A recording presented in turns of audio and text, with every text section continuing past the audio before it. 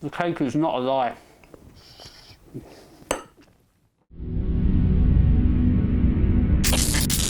BitFenix have released a lot of unique chassis over the years, such as their giant Colossus with its unique RGB lighting before that was even a big trend. Then you've got the Aegis, which came with an LED display in the front to create custom front panel badges for whatever design you liked. Their sleek and rather sexy Pandora with its curvy design, and their extremely popular Prodigy, which, as we all know, it took the mini-itx and micro-atx world by storm. When I first saw this chassis at a trade show, it was a prototype called the Pillow. We couldn't love it one bit because the name was just too stupid to comprehend. Thankfully, they've revised the design a little and called it the Portal. Well, given that it now looks like one of the Portal turrets from the classic Valve game that we all know and love. And that seems like they are now onto a winner. The curvy design of the chassis is certainly appealing. It's unlike anything else we've seen before. I can certainly see where BitFenix got the Pillow idea, but switching things up to Portal appeals more to the gaming market, and I honestly believe it was a smart move on their part. The similarities to a Portal turret are easy to see, with those black stands on each side giving the chassis some ground clearance, and the black and white design. The stands are pretty durable too, and they need to be, as for a mini-itx chassis, the Portal is pretty heavy despite its aluminium construction. We've got the windowed edition of the chassis, and instead of it being on the side like a conventional chassis, the window is actually top mounted, where you'll be able to view your graphics card installed in the top of the chassis. The side panels are broken up with a bit of detailing that wraps around the top of the chassis and cleverly integrates the ventilation on the front and back. It's little details like this that really make the chassis stand out from the crowd. Of course, there are no standard side panels on the Portal, as it uses a clever dual frame design. On one side is where we will find our front panel connectors, which include a reset button, headphone and microphone jacks, and 2 USB 3.0 ports. Even the rear of the chassis is quite interesting. The mini-itx motherboard needs to be mounted inverted, placing the dual slot GPU mount at the top of the chassis. That means that the GPU cooler will be visible through that top window. Below that, you'll find 2 80mm fan mounts for heat exhaustion. Then right at the bottom, an SFX PSU mount, and not ATX as we first thought. If you look closely, you'll see 2 thumb screws below the PSU. By unscrewing these, you separate the dual chamber chassis from each other.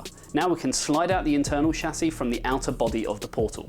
It slides out on an easy mounting rail, but you can also simply lift the internal chassis off the mount and away from the chassis. This is going to make it super easy to mount all of your hardware and tidy up your cable management. With the inner chassis removed, you can see there's a lot more going on than you'd know from the external design. In the front, there's a 120mm fan mounted, although you can swap this out for a 120mm radiator if you want some liquid cooling in your build. There's also a pre-installed 80mm fan in the back, with room for a second one beneath it if you feel the need to add more exhausting capabilities to the chassis. It's also worth noting that this fan at the back that's already pre-installed has a 3-pin fan header and a Molex, as most ITX motherboards will only have 2 fan headers, and with one for the CPU cooler and the other for a chassis fan, so kudos to BitFenix for thinking about that. The storage bays offer up 2 slide-out trays for 3.5-inch and 2.5-inch drives, and there's even a dedicated 2.5-inch drive mount on the top, giving you plenty of storage options for a mini-itx build. Sadly, when we tried to install a 2.5-inch SSD onto it, it was a bit too snug and it didn't quite fit properly.